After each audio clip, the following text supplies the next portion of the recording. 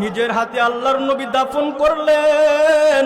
দাফন করে আল্লাহর নবী বুকে অনেক ব্যথা লইয়া আল্লাহর নবী কাবার সামনে বসে আছে। সাহাবায়ে কেরাম রাসূলকে ঘিরে ধরছেন। এমন সময় একজন ডাক দিয়ে বলতেছে, নবী শুনলাম বেলালকে কাফেরের বাচ্চারা অনেক অনেক নির্যাতন করতেছে, বেলালকে অনেক নির্যাতন করতেছে, বেলালের বুকের উপরে পাথর চাপিয়ে দিয়ে রাখছে। ও নবী, আল্লাহ বলার কারণে বেলালের জিহ্বার ভিতরে পেরাক মারছে গো নবী। বেলাল আল্লাহ যেন বলতে না পারে।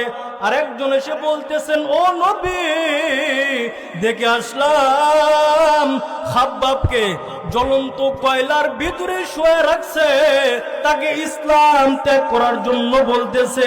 নবীর একদিকে তায়েফের দাওয়াত দেওয়ার কারণে রাসূলের পিঠে পাথর রাসূলকে আঘাত করেছে। এদিকে রাসূলের বিবিও নাই, এদিকে চাচা আবু তালেব সেও নাই। তিনটা ব্যথা নবী নিয়ে বসে আছেন। এদিকে চারটা সন্তান নিজের হাতে দাফন করেছেন। এদিকে আবার খবর দিতেছে, নবী আপনার কর্মীদেরকে জায়গায় জায়গায় অপমান করতেছে, জায়গায় জায়গায় নির্যাতনের শিকার হচ্ছে। একটা মানুষ এতগুলো ব্যথা নিয়া, সাধারণ আমাদের মতো যদি কেউ এরকম হতো মারাই যাইত। আমাদের যদি এরকম যদি কেউ হতো, একটা সন্তান মারা গেলে তার দুনিয়ার আর কিছুই ভালো লাগে না। অথচ রাসূলের বুকে এত ব্যথা, চারটা সন্তান চলে গেল। ওদিকে সাহাবায়ে কেরামরা দিনের কারণে মার খায়, ওদিকে আম্মাজান খাদিজাও নাই, আবু তালিবও নাই। ইতিমধ্যে রাসূল বসে আছে। ইতিমধ্যে একজন এসে বলতেছে, নবী আপনার আপন চাচি উম্মে জামিল, আবু লাহাবের স্ত্রী, আবু লাহাবের বউ, সে আপনাকে গীবত করতেছে, আপনার নামে মানুষের কাছে দোষ বর্ণনা করতেছে, আপনার নামে গীবত করতেছে। বলে কি গীবত করে? বলতেছে আপনি নাকি লেজ কাটা, আপনার নাকি বংশ রক্ষা করার কেউ নাই, আপনার ইন্তেকালের পরে আপনার দিন বেশি দিন জমিনে থাকবে না, আপনার বংশ রক্ষা করার কেউ নাই, আপনি বলে লেজ কাটা। এই কথা শুনে রাসূলের চোখ দিয়ে পানি বের হয়েছে। রাসূল কান্না করতেছেন, সাহাবায়ে কেরাম সামনে বসে আছে, আল্লাহর নবী কান্না করতেছেন, কান্না করতেছেন। রাসূলের চোখ দিয়ে মুক্তার দানার নাই ফোঁটা ফোঁটা পানি পড়তেছে। রাসূল কান্না করতেছেন, কান্না করতেছেন। কান্না করতে করতে ভাই ছোট ছোট বাচ্চারা কান্না করতে করতে ঘুমাইয়া যায়। ঠিক আমার নবী কান্না করতে করতে ঘুমায়া গেছেন, আল্লাহর নবী ঘুমায়া গেছেন। ইতিমধ্যে সাহাবায়ে কেরাম সামনে কিন্তু সকলে বসে আছে। আল্লাহর নবী কান্না করতেছেন, কান্না করতেছেন। কান্না করতে করতে রাসূল ঘুমায়া গেছেন।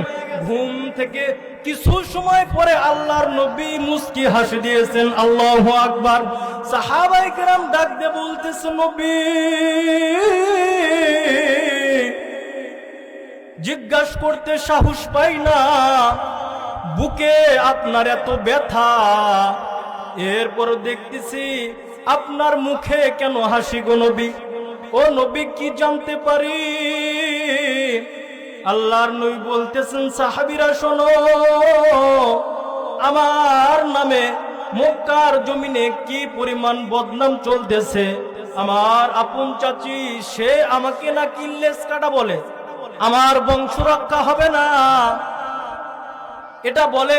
আল্লাহ তাআলা আমাকে সান্ত্বনা দিচ্ছেন এবং আল্লাহ রাব্বুল আলামিন বলতেছেন, হাবিব কান্না করেন না, কান্না করেন না। আল্লাহ তাআলা ডাক দিয়ে বলেন, হাবিব আদম আলাইহিস সালাম তিনি 300 বছর পর্যন্ত কান্না করেছে। হযরত আইয়ুব আলাইহিস সালাম কত দিন কান্না করলেন, হযরত নূহ নবী পর্যন্ত ৯৫০ বছর কান্না করেছে, কোন নবীকে কাউসার দেই নাই, আপনাকে আমি কাউসার দান করলাম।